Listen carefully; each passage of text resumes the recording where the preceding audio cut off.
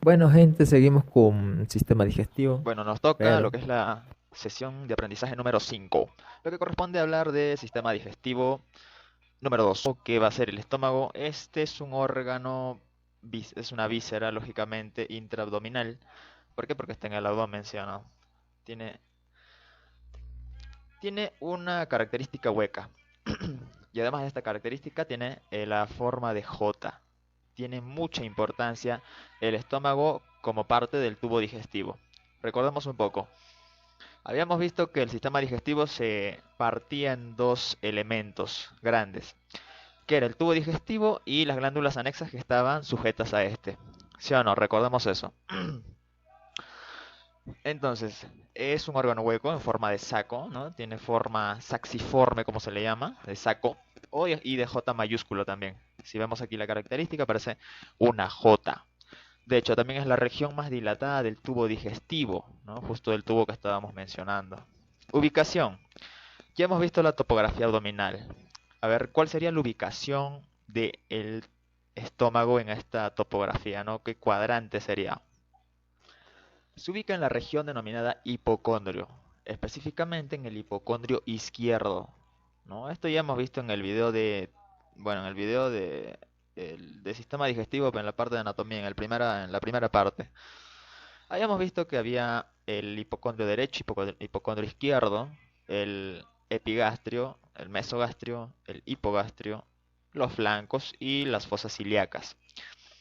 Entonces el estómago estaba en la parte del hipocondrio izquierdo. Si no, lo podemos ver en la imagen. Ahora sí vamos a ver. Ahí está la imagen. Ese es el hipocondrio izquierdo. Que además también parte de este está en el epigastrio, ¿no? Justo por debajo de donde del hígado y del diafragma. ¿Sí o no? Se encuentra interpuesto, dice, entre el esófago y el duodeno. ¿Qué quiere decir esto? Recordemos que el esófago, el que vimos la semana pasada, bueno, la sesión anterior, el esófago era ese tubo muscular que descendía directamente de lo que es la faringe, ¿no? Como parte del aparato digestivo o sistema digestivo, ¿no? Descendía y justo en la unión que había con el estómago habíamos mencionado que había un esfínter, que era conocido como el esfínter esofágico inferior o esfínter cardias. Entonces, ese era el límite que había entre el esófago y el estómago, ¿sí o no? También habíamos visto que entre la parte pilórica, es decir, la parte más inferior del estómago, la que da directamente conexión con el duodeno o la primera porción del intestino delgado, se conoció como el esfínter pilórico. Entonces, vemos las conexiones, ¿no? Por arriba es con el esófago, por abajo con el intestino delgado, es decir, o bueno, específicamente con la primera porción que es el duodeno. Entonces, por eso dice acá, interpuesto entre el esófago y el duodeno. Y ya sabemos por qué, ¿no? Porque por arriba está el esófago y por abajo, dando con el esfínter pilórico, está el duodeno. Entonces, la parte intermedia, por eso dice interpuesta, es este estómago precisamente. Las dimensiones son sencillas, ¿no? Son dimensiones estándar, como siempre menciono, que pueden variar de una literatura a otra.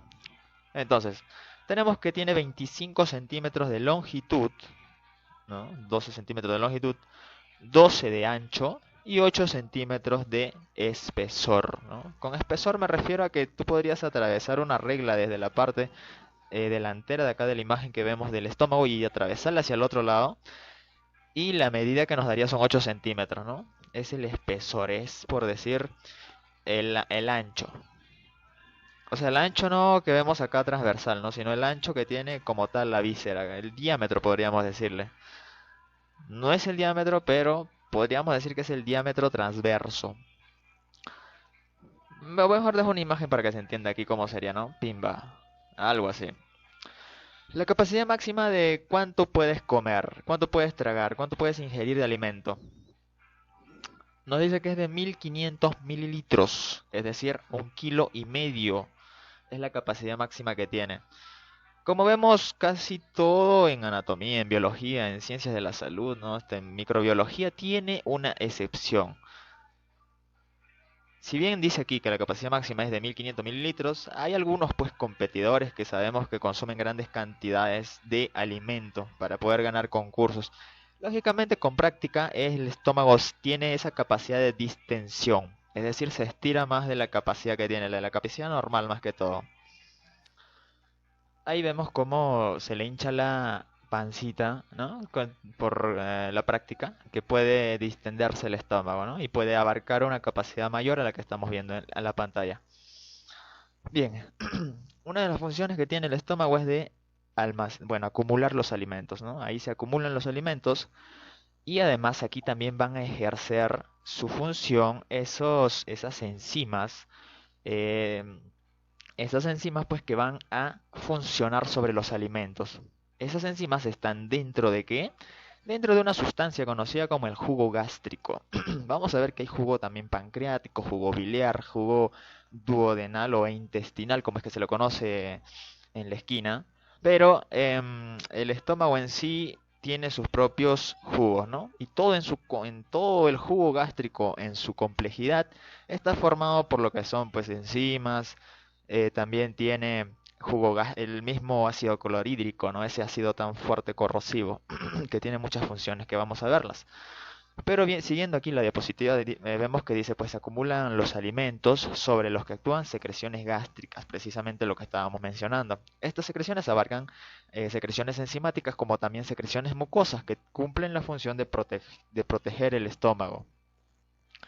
Y además también la otra función que cumple es que, recordemos un poquito, cuando nosotros consumimos el alimento, en la primera parte de la digestión, ¿no? Que es como el de ingerir, la de deglutir el alimento, por ejemplo, nos llevamos, digamos, no sé, un trozo de carne a la boca, la masticamos, ¿no?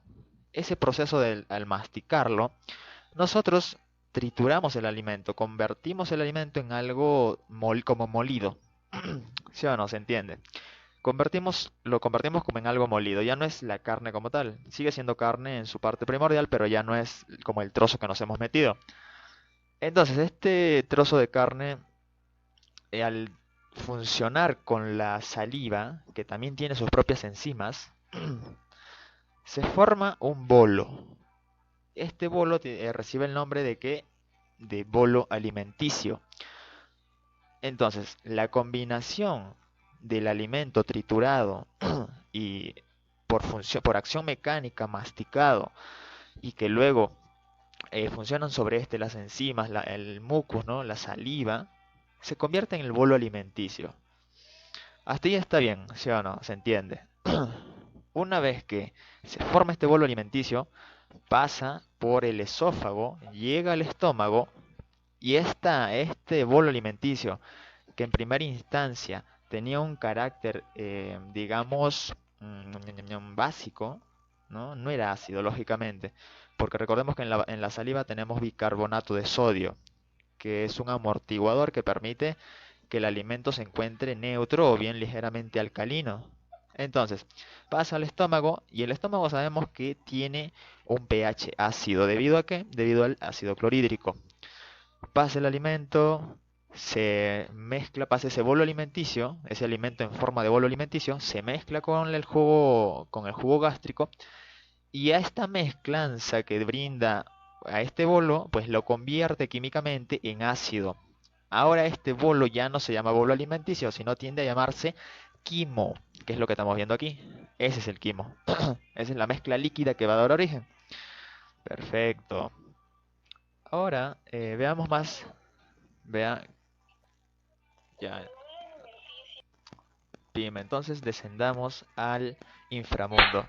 En la parte superior dice se encuentra el cardias, esto ya hemos explicado. Se encuentra el cardias, específicamente aquí, donde estamos haciendo una bolita. Está el esfínter esofágico inferior, que habíamos dicho que también como era conocido como el cardias, ¿sí o no?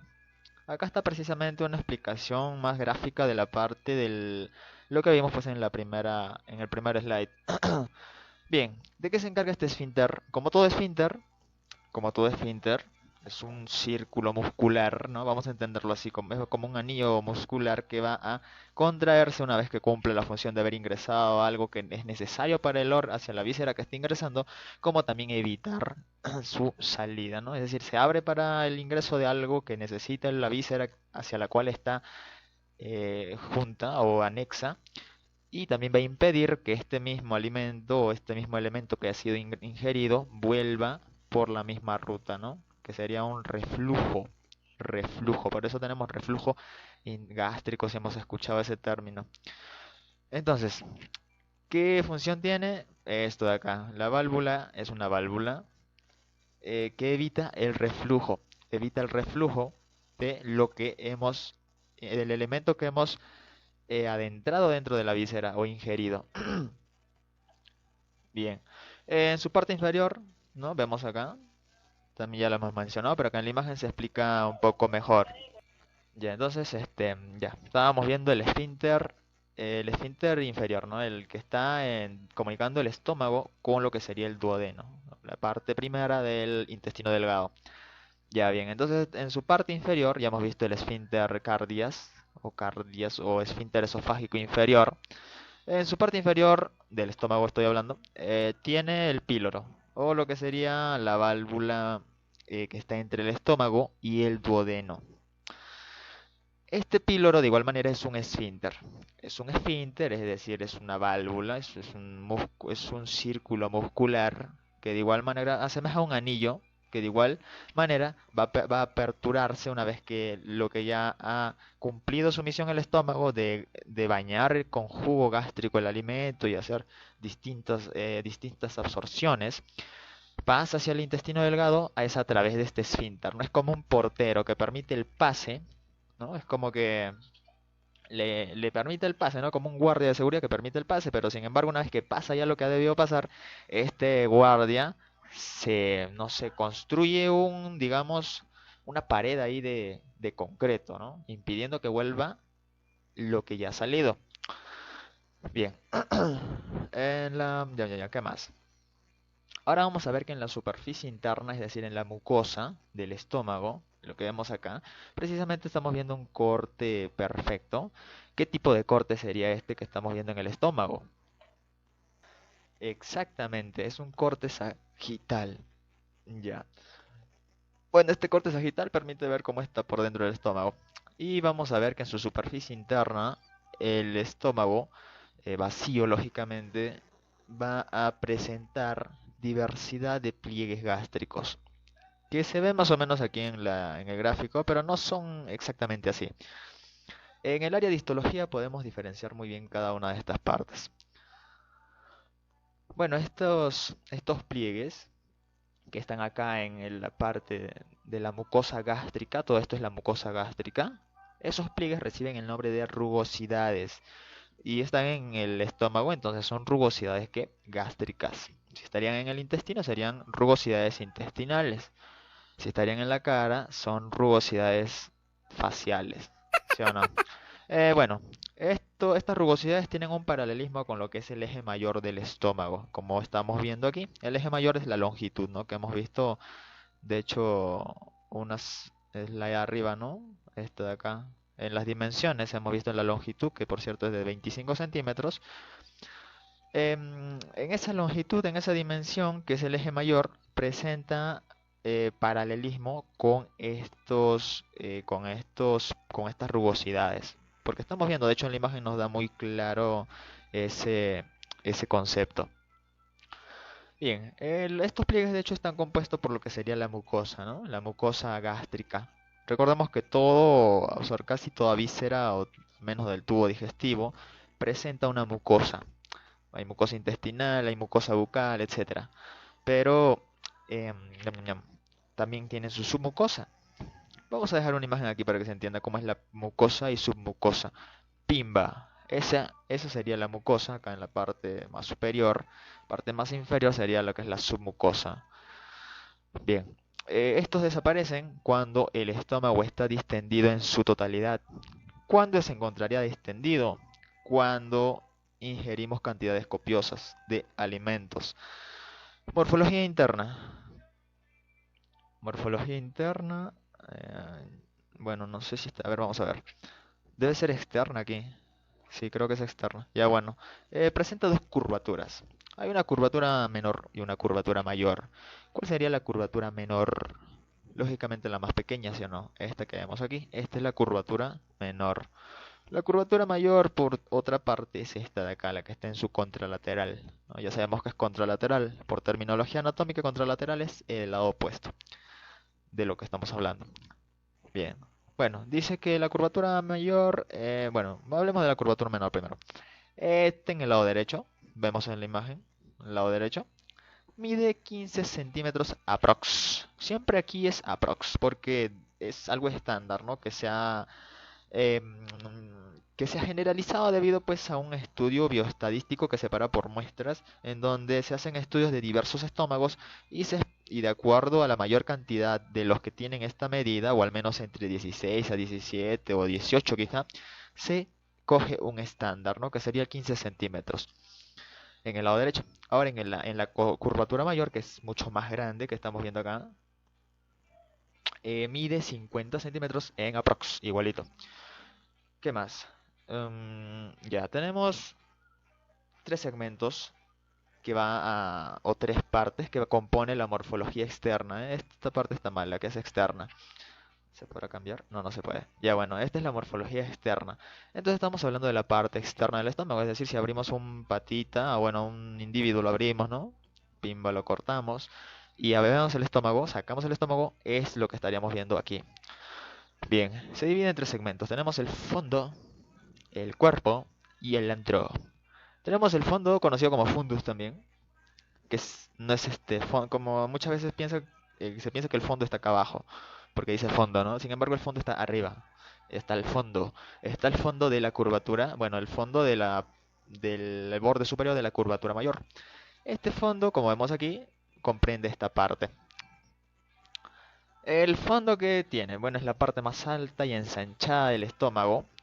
También se llama cámara de gas, porque ahí es donde se acumulan los gases que van a ingresar hacia el estómago, ¿no? ¿Cómo ingresan? Pues cuando comemos nosotros de manera rápida, apurada, e ingerimos grandes cantidades de aire. De hecho, también eso provoca los gases intestinales, los cólicos. Entonces, bien, el fondo, fundus, este también llamada cámara de gas. El cuerpo, ¿qué hay que hablar del cuerpo? El cuerpo es todo lo que está acá. Entre el fundus vemos acá líneas, ¿no? Que están separando, líneas imaginarias. Y vemos también cómo separa, pimba acá abajito. Estas dos líneas diferencian y delimitan lo que es el cuerpo, ¿no? Es decir, entre el fundus y el antro, sí, el antro, está el cuerpo. Por eso dice, el cuerpo tiene forma cilíndrica, estamos viendo acá, forma cilíndrica, porción principal y de mayor tamaño del estómago. ¿Por qué es la porción principal? ¿Por qué es la porción principal, mejor dicho? Porque aparte de que es la mayor parte, es aquí donde se ocurren la mayor parte de actividades químicas que tiene el cuerpo, ¿no? En sus enzimáticas. Bueno, enzimáticas, mejor dicho. Bien. ¿Qué más? Aquí es donde se forma el quimo, ¿no? Precisamente, aquí es donde ocurren la mayor parte de reacciones químicas que van a dar origen, que van a convertir el bolo alimenticio en el quimo. El antro pilórico. El antro pilórico es el antro de acá. Antro pilórico es el más inferior. Estamos viendo acá en la imagen. Une al cuerpo, es decir, el cuerpo, ¿con quién? Con el orificio pilórico. El antro es como un vestíbulo, es como una parte, es como cuando tú vas a una casa, está primero, lógicamente, la puerta, y tienen un vestíbulo, no una sala de espera, por así decirlo. Y luego recién puedes ingresar a la casa o no sé, depende, ¿no? Entonces este antro es como un vestíbulo, es como un previo hacia el cuarto, que sería el canal pilórico, ¿no? O también viceversa sería mejor dicho, ¿no? El cuerpo es como que sería una casa, el antro pilórico es como que estarías dentro de una casa, ¿no? Imaginemos esta analogía. Estás dentro de un hogar, luego tú necesitas salir, pero antes de la puerta hay un salón, hay una sala de espera, ¿no? Un vestíbulo. Eso sería el antro pilórico. Y la puerta sería el canal pilórico. La salida tiene su caminito, ese sería el duodeno. Bueno, ya lo demás ya no concuerdo con la analogía, pero más o menos es para que se entienda. ¿Sí o no? Ya, ¿qué más? Estrecheces, hay estrecheces a nivel del estómago, que son llamadas estrecheces gástricas. Lógico, ¿no? Porque gastro significa estómago. Estas estrecheces son más que todo generadas por estos esfínteres que son el cardias y el píloro. Entonces tenemos dos, tenemos el cardias, que es el orificio de entrada al estómago. Ya hemos visto, ¿no? Se comunica con el estómago y además es una unión estrecha a nivel de qué? De a nivel gastroesofágico, ¿no? Es una unión estrecha a nivel gastroesofágico. Gastro, esofágico. Gastro de estómago, esofágico de esófago. Es una unión que está entre el estómago y el esófago. Píloro, orificio de salida. Pimba, ¿no? Como que quieres salir, por eso el ejemplo, como querés salir de una casa. Bueno, tenemos estructura de la pared gástrica. Esto sí es en su morfología interna, ¿no? Vamos a ver un poquito de histología aquí. Resulta que el estómago en su mucosidad, en su parte interna, en la mucosa interna, bueno, mejor dicho, en la pared gástrica interna, ¿ya? Porque mucosa es una parte, presenta lo que es cuatro capas, a grosso modo. Tenemos la mucosa, la submucosa, la muscular y la serosa. Habíamos visto ya la semana pasada la diferencia entre serosa y adventicia, ¿sí o no? Entonces era serosa. Estamos viendo que la última capa es la serosa, ¿no? Habíamos hecho una pregunta. ¿Cuál era, por cuándo era serosa y cuándo era adventicia? ¿No? Bueno, en la sesión anterior habíamos visto que había mucosa, submucosa, muscular, serosa o adventicia. Si recordamos la clase anterior, vamos a darnos cuenta que absolutamente en todo el tubo digestivo están estas capas, ¿no? En el esófago, en el intestino delgado, en el estómago, pero que la serosa y adventicia se diferenciaban, al menos histológicamente, de acuerdo a la región en donde se encontraba la víscera de la que estamos refiriéndonos. Esta diferencia entre la nominación, ¿no? Entre ser serosa o adventicia, se daba de acuerdo a un órgano, a un músculo, mejor dicho, diafragma. Habíamos dicho que todo el tubo digestivo, lo que estaba sobre el diafragma, era conocido como adventicia. Lógicamente refiriéndonos a la capa más externa, ¿no? Estamos viendo que la serosa o adventicia es la capa más externa. Es como sería ver esta parte de acá. Y serosa era cuando la parte del tubo digestivo que estábamos observando estaba por debajo del diafragma. Entonces, em, la muscular, no, la serosa. La serosa, lógicamente, si estamos hablando del estómago, está por debajo del diafragma. Entonces, por eso es que esta capa más externa se le denomina serosa. Perfecto. Bueno, aquí vemos una imagen que nos ayuda a entender esto de la mucosa, ¿no? ¿Cuál es el espesor de la mucosa? Vemos como acá está haciéndose un zoom, desde la parte de la pared gástrica, como hace un zoom, y vemos todas las capas, ¿no? En su parte histológica vemos la capa mucosa, que es la más interna, es la que da hacia la luz del estómago, la submucosa, que está justo por debajo, ¿no? Que abarca vasos sanguíneos, partes nerviosas, también habíamos visto los plexos.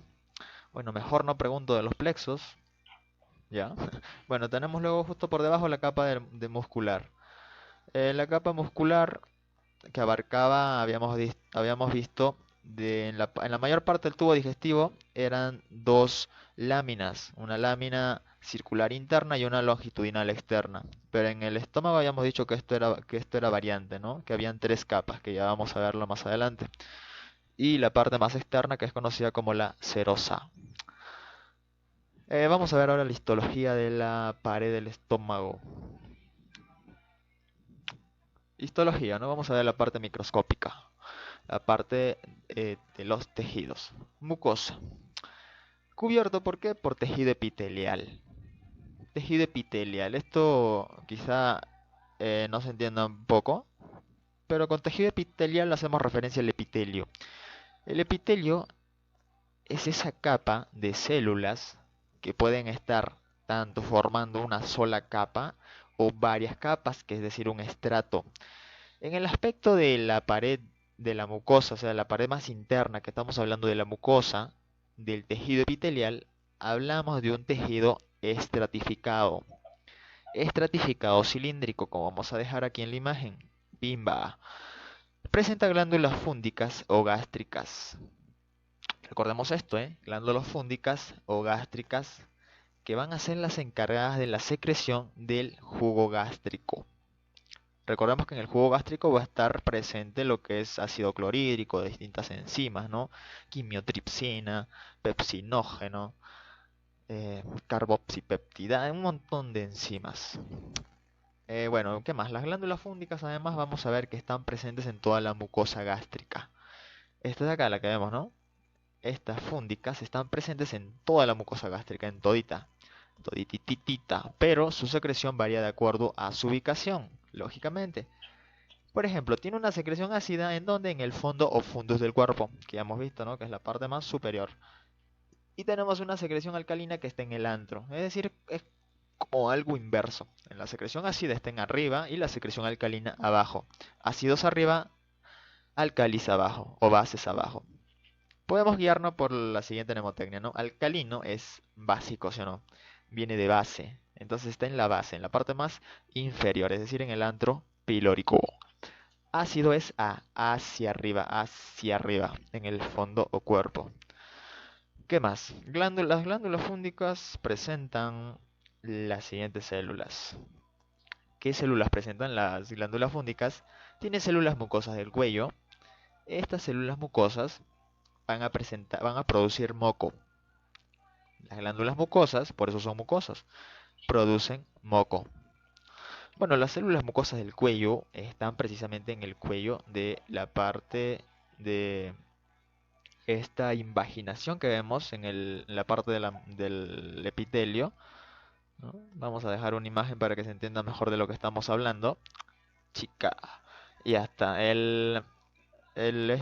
Acá está el cuello, ¿no? Este es el cuello. Entonces aquí es donde producen moco. Estas células secretan moco.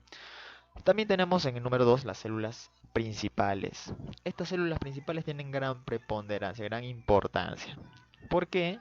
Esta es la que se encarga de formar, mejor dicho, de sintetizar pepsinógeno, que es una hormona. El pepsinógeno es una hormona que de manera de pepsinógeno, o sea, en su forma pepsinógeno, no cumple función alguna. De hecho, acá dice que va a producir la pepsina. Sin embargo, este pepsinógeno necesita de otro elemento para activarse en forma de pepsina, que sí va a cumplir la función enzimática de que, bueno, en este caso de la pepsina es una enzima ya. En este caso va a degradar, destruir las proteínas que nosotros hemos consumido. Por ejemplo, te has comido un chanchito, lo masticas, ñam, ñam, lo masticas, te lo pasas, ¿no? Por el esófago, llega al estómago. Luego esta pepsina lo que va a hacer es romper esta proteína a sus unidades más simples para su absorción. ¿Cuáles serían esas unidades más simples? Hablamos de los aminoácidos. Células parietales. Células parietales están acá en colorcito verde, ¿no? Y estas células parietales se van a encargar de formar esa parte más principal del jugo gástrico. Hablamos del ácido clorhídrico. Células parietales, ácido clorhídrico. Se encuentran entre las partes más profundas del cuello, ¿no? Está justo más debajo de las células mucosas del cuello, más profunda, por eso dice. Y son encargadas de secretar el ácido clorhídrico y además factor intrínseco. Este ácido clorhídrico, ¿qué función tiene? Ah, por cierto, nos olvidamos de las células mucosas del cuello, qué función hacían, ¿no? Esas células mucosas cumplen la función de formar moco y aparte de cubrir, de proteger la mucosa interna del estómago, de la cavidad interna. ¿De qué? Del ácido clorhídrico, de la acidez de este ácido. Este moco funciona como una barrera, ¿no? Que va a proteger esa parte interna. Estamos hablando de las células mucosas, ¿no? Que producen ese moco, ese mucus. Y justo aquí, para mencionar que las células parietales forman el ácido clorhídrico y el factor intrínseco de Castle, el ácido clorhídrico le brinda ese pH ácido al estómago, ese pH que le va a servir también de protección de distintos organismos o microbios que podrían ingresar hasta esta parte del tubo digestivo. las protegen pues de bacterias, de distintos parásitos que podrían ingresar, como también, digamos, te comes un hueso, eh, este ácido pues lo corroe, ¿no? Sirve para corroer esos elementos. Y el factor intrínseco de Castle. Este factor intrínseco tiene una función muy importante. El factor intrínseco cumple con lo que es... ¿qué hacen? Sirven para la absorción intestinal de la vitamina B12. Este factor intrínseco, eso es lo que hace. Absorbe la vitamina B12 a nivel intestinal, ¿correcto? Vitamina B12, no olviden. Ahora tenemos las células G de Gatorade. Ya, la célula G, bueno, esto es muy fácil de aprender, no producen gastrina. La gastrina es una hormona gástrica.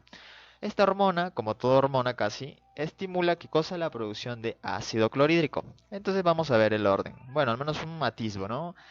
La célula G, a ver si están por acá, la célula G, no se pueden, acá está. Vemos la célula G en la parte más inferior, casi en la parte que está dando la U, esa U de las glándulas del Lieberkühn, ¿no? Esas, ¿cómo es que se le llama? Son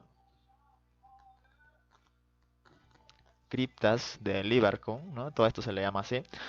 Bueno, en la parte más inferior tenemos a las células G, ¿no? Que se encargan de secretar la gastrina. Esta hormona lo que hace es estimular la producción de ácido clorhídrico. Luego, el ácido clorhídrico, ¿dónde está? El ácido clorhídrico se forma en las células parietales, ¿no? Entonces, las células G estimulan a las células parietales para que secreten ácido clorhídrico.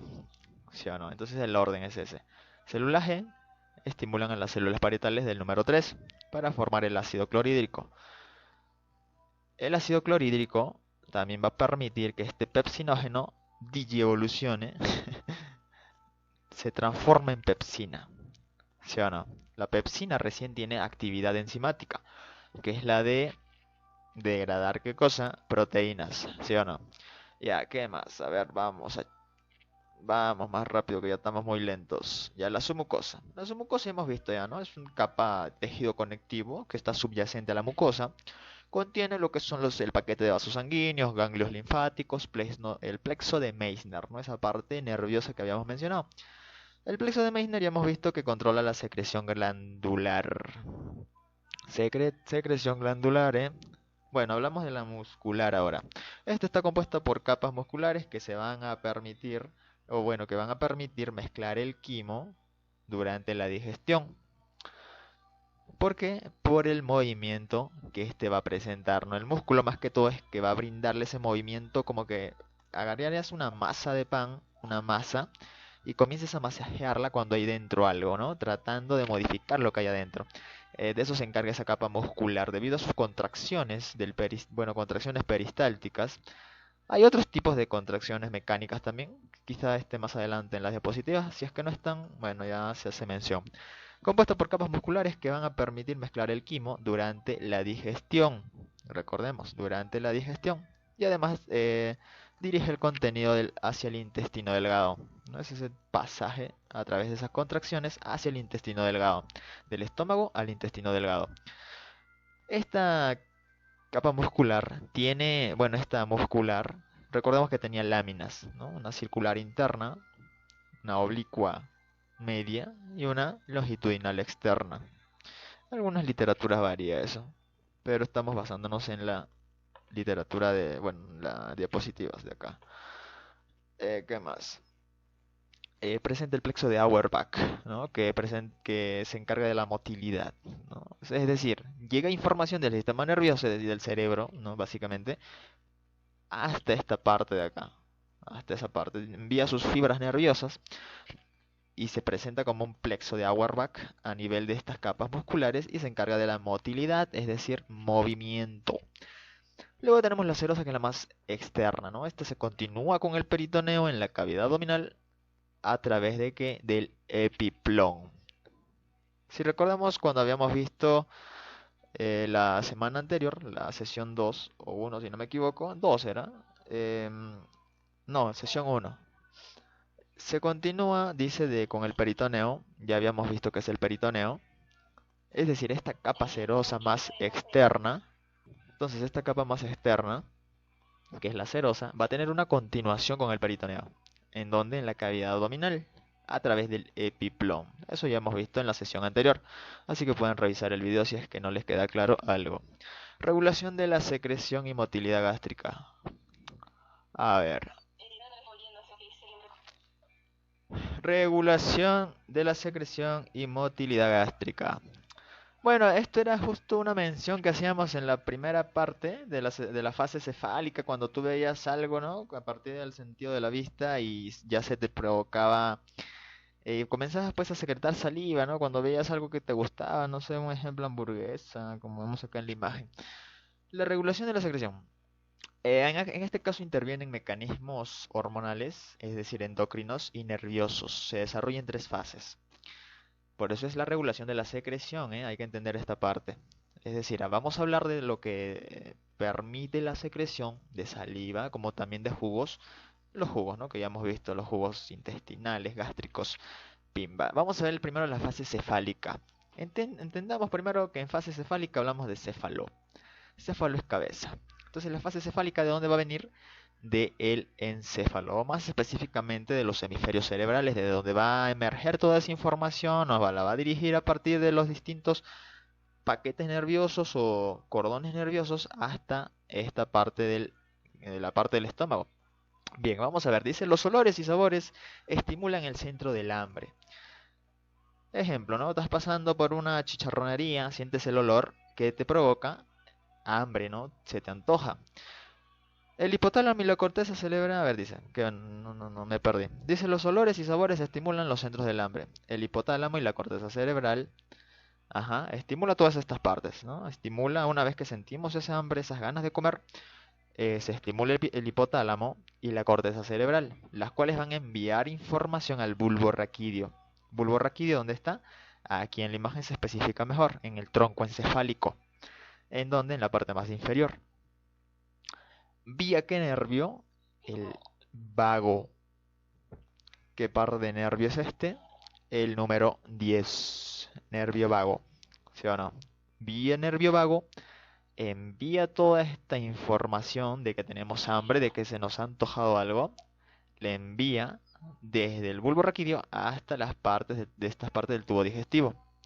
Hasta estas partes, ¿no? Luego, ¿qué más? Bueno, a su vez, este envía el estímulo hasta el estómago. Ese es el orden. Tenemos fase que comienza aquí, ¿no? A nivel de la corteza cerebral, ¿no? En el hipotálamo, desde el hipotálamo, la corteza cerebral.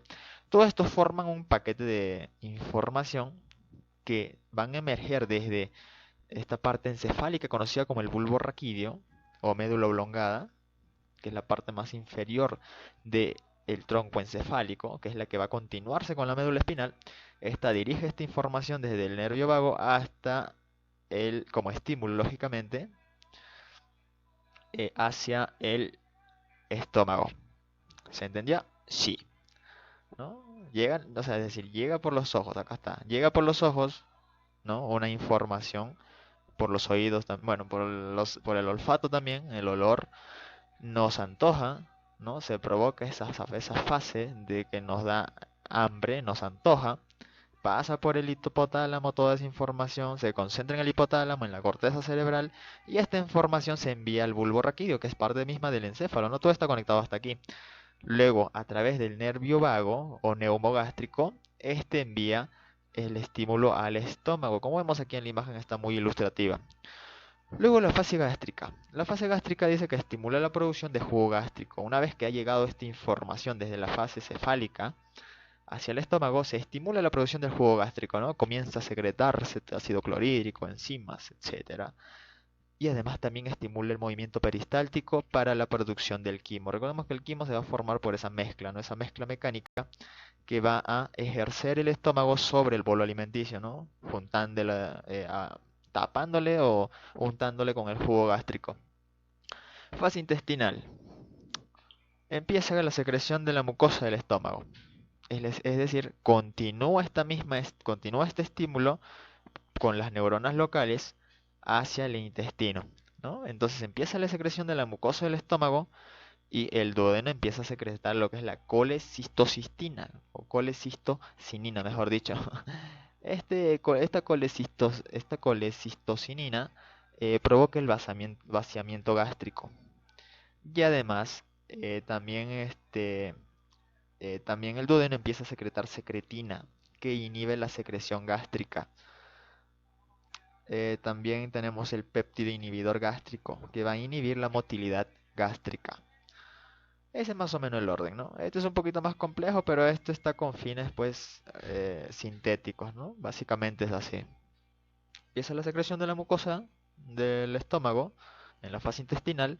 El duodeno empieza a secretar colecistocinina, ¿no? Que implica o que va a servir para el vaciamiento gástrico hacia este. La secretina inhibe la secreción gástrica ya, porque ya no hay nada en el estómago, ¿sí o no? Únicamente, em, únicamente ya todo es función del intestino delgado una vez que todo pasa hacia este intestino y el péptido inhibidor gástrico inhibe la motilidad gástrica. Funciones del estómago. ¿Qué funciones tiene el estómago? Almacén transitorio de los alimentos ingeridos. Transitorio, ¿por qué? Porque es solo por un tiempo. Y forma el quimo. Ya hemos visto cómo. Además, desinfecta los alimentos. Ya hemos visto, ¿sí o no? Protege. ¿A través de qué? Del ácido clorhídrico. Absorbe el agua, alcohol y electrolitos. El alcohol. Eso es muy importante. Por eso el alcohol, cuando estamos nosotros con el estómago vacío, se ingiere rapidísimo. Porque el epitelio gástrico tiene esa capacidad de absorber grandes cantidades, o absorbe más fácil el agua, el alcohol y los electrolitos. Sin embargo, no absorbe otros nutrientes que ya son absorbidos a nivel del del intestino delgado. Producción del factor intrínseco de Castle para absorción de vitamina B12. ¿A nivel de dónde? Del ileón. Recordemos esto, el ileón. Ileón es la última parte del intestino delgado. Producción también, bueno, otra de las funciones es la producción de jugo gástrico en proporciones de 1,5 litros por día.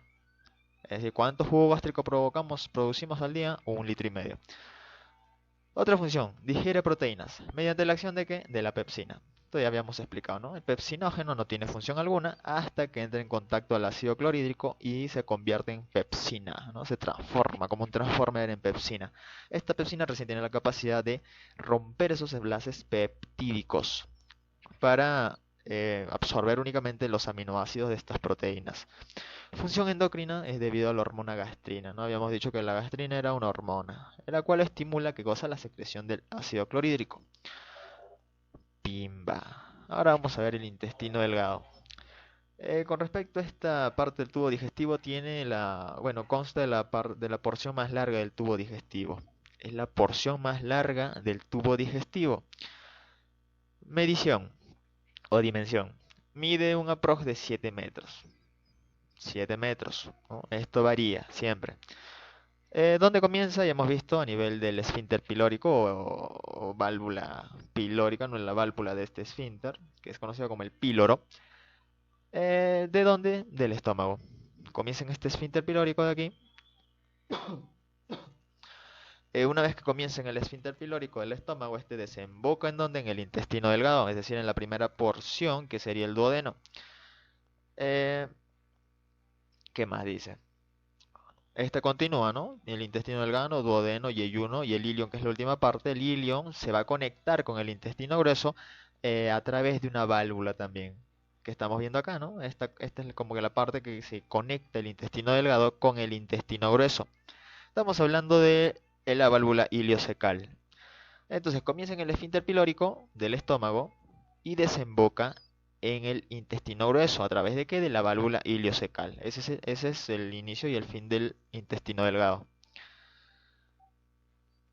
¿Qué más? Hay 3 segmentos. Hemos visto, ¿no? Que hablábamos de primera porción, segunda porción, tercera porción, cuarta porción, quinta porción. No, mentira, son solo 3.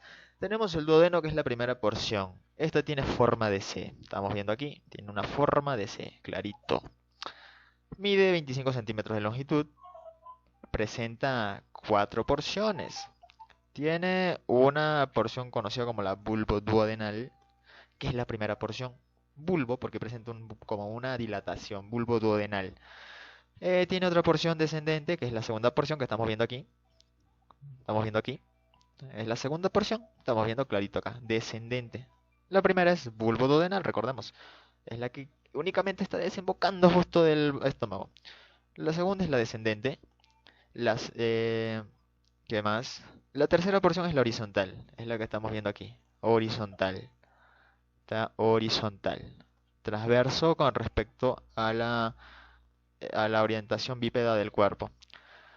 Y ascendente, que es la cuarta porción. La ascendente vemos que está aquí.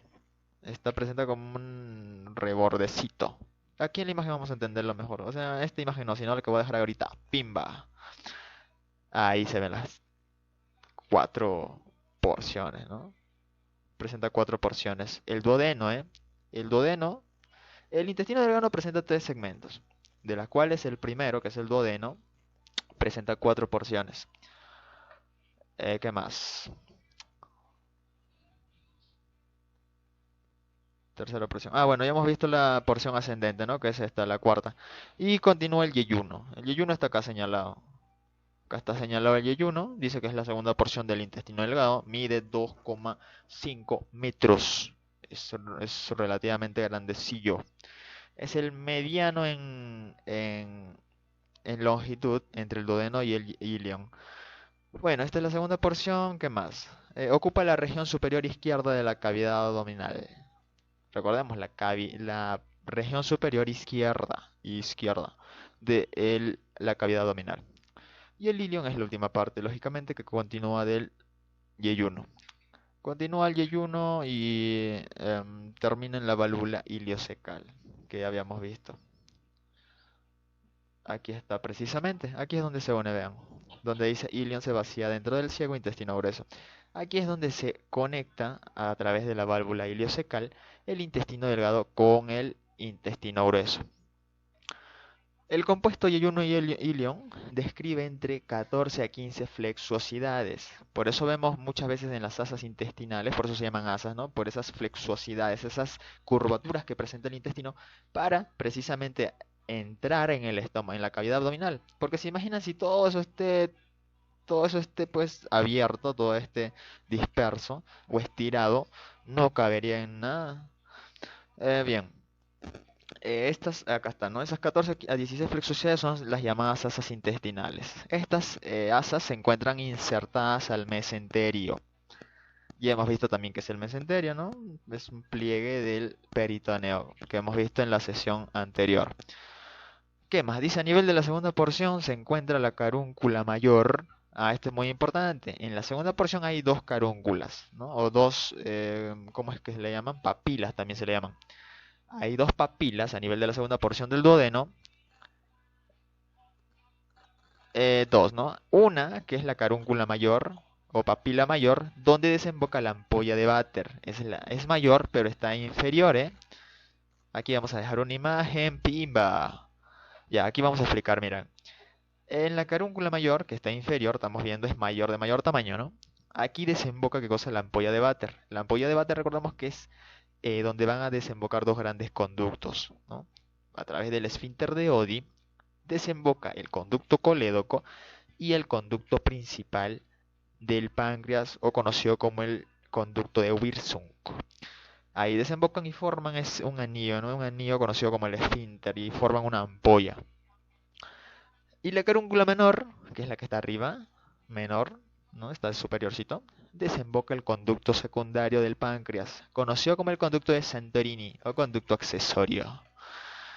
La superficie de la luz del intestino, la superficie de la luz del intestino delgado se modifica. Se modifica. ¿Qué quiere decir eso? Que va a permitir aumentar el área de absorción, ¿no? La superficie de absorción le incrementa. Ya, entonces estábamos viendo esas modificaciones que tenía la parte de la mucosa intestinal que se modifica y permite el incremento de la superficie de absorción de qué, lógicamente de los nutrientes, ¿sí o no? ¿Qué más va a absorber el intestino? No va a absorber pues galleta, ¿no? Ya. Pliegues circulares o válvulas conniventes. Esto también ya habíamos hecho una mención de las válvulas conniventes. Los pliegues circulares o válvulas conniventes son repliegues, básicamente, de mucosa y submucosa que incrementan de 2 a 3 veces la superficie de absorción. Vamos a dejar una imagen ahorita mismo, pimba. Esa es la imagen de una válvula connivente y que de hecho también podemos verla aquí en la imagen del slide. Son estas cositas de aquí en blanquito. Esas son las válvulas conniventes, que son repliegues protruidos, ¿no? Que van hacia adentro de la mucosa. Las vellosidades son evaginaciones, precisamente, ¿no? Evaginaciones. ¿Invaginación qué es? Invaginación es cuando algo se introduce dentro de una parte. Por ejemplo, una célula, la invaginación de una célula, digamos, sería esto, vean. Pimba, eso es una invaginación, ¿no? Como los mesosomas, por ejemplo, de las bacterias, esas son invaginaciones. Sin embargo, las evaginaciones es cuando va hacia afuera. Es como que una ameba forme un pseudópodo, ¿no? Eso sería como un tipo de vaginación. Las vellosidades que son evaginaciones de la mucosa se ubican sobre las válvulas conniventes. Sobre las válvulas conniventes, recordemos esto. Y le dan un aspecto aterciopelado, debido a que a la presencia de las vellosidades. En los puntos de inserción de las vellosidades se encuentran unos orificios. En los puntos de inserción, dice, de las vellosidades se encuentran unos orificios donde desembocan las glándulas intestinales o del Ibercum, las cuales secretan el jugo intestinal. Capas histológicas. La mucosa. Mucosa, en su aspecto histológico, está compuesto ¿por qué? Por una capa epitelial, el epitelio que hemos mencionado, ¿no? Que habíamos mencionado que habían de una capa o de varios estratos. Si era que es un epitelio simple cuando tiene una sola capa y epitelio estratificado cuando consta de 2 a más capas. El epitelio, bueno, la capa epitelial dice que está formada por tejido epitelial, lógicamente, ¿sí o no? Y además contiene, ¿qué cosa? Células superficiales de absorción. Tiene forma de cepillo, absorben agua y nutrientes. En primera instancia hay que ver que la mucosa contiene capa epitelial, un corión y una muscularis mucosa, o la muscular de la mucosa, que también ya hemos visto, así que estamos haciendo solo un repaso. La capa epitelial vemos, ¿no? Que tiene células superficiales de absorción, células caliciformes y células de Panet. Las células epiteliales, bueno, mejor dicho, las células superficiales de absorción van a tener esa característica de cepillo o de ribete. Tienen la función de incrementar la superficie de absorción y absorben agua y nutrientes. Con respecto a las células caliciformes, son células que están apegadas a estas células superficiales de absorción, ¿no? Esas a las vellosidades intestinales, están así, es decir, hay una célula, hay una vellosidad, que hay una célula caliciforme, hay una vellosidad, una célula caliciforme, y producen, bueno, las células caliciformes son un tipo de glándulas únicas, son un tipo de glándulas de secreción, son las únicas glándulas unicelulares, son de un tipo característico, estas células caliciformes. Reciben esta denominación por la forma que tienen, vean, parece un cáliz. Producen moco y sirve para la protección y además reviste la luz del intestino. Las células de Panet. ¿Qué, qué compete con estas células de Panet? Están ubicadas en el fondo de las criptas del Ibercum. Están ubicadas en el fondo de las criptas del Ibercum y que producen la lisosima. Estas células de Panet van a ser las encargadas de formar la lisosima, que es un bactericida, es un antimicrobiano, que no únicamente están presentes en esta parte. De hecho, el lisosima también la podemos encontrar a nivel de la saliva y a nivel de las lágrimas, ¿correcto? Células M. Estamos hablando aún de la capa epitelial, ¿eh? Fagocitan antígenos que se encuentran a la luz del tubo. Estas son células M de macrófago. Corión. El corión está formado por tejido conectivo que está en la base de las vellosidades. Tiene células linfoides que van a proteger contra microorganismos. Recordemos linfoide, siempre que escuchemos ese término, habla pues de sistema inmunitario, ¿no? Linfoide, por los linfocitos, si se entiende. La muscularis mucosa es la parte... bueno, estábamos en el corion, ¿no? Bueno, el corion es esa parte de tejido conectivo, ¿no? Que está en la base de las vellosidades y tiene células linfoides, ya hemos visto por qué esto, que protegen contra microorganismos. Bien, muscularis mucosa. Bueno, creo que ahí era creo que estábamos. Creo que repetió por gusto. Bien, entonces esta es la muscular de la mucosa. O sea, pertenece a la mucosa, pero es como que la parte más... que la parte que va a delimitar hacia adentro. Bueno, hacia adentro sería mejor dicho hacia afuera, ¿no? Con respecto a la luz del órgano. Esta muscularis mucosa, como en la imagen que estamos viendo ahora, esta imagen es la muscularis, que ya hemos visto ya de hecho. Está constituido por tejido muscular liso, ¿no? Es decir, involuntario, y durante la digestión que sus fibras se contraen de manera rítmica. También, bueno, ahí está muy bonito, ¿no? Acá está estamos viendo las vellosidades intestinales que hemos mencionado, glándulas intestinales, las capas, la capa muscular, acá está. Acá está la submucosa también, donde vemos los vasos sanguíneos, nervios, plexos. Fibras musculares circulares, acá está la serosa en su parte más externa, también estamos viendo. La serosa, que sería adventicia en algunos casos, ¿sí o no?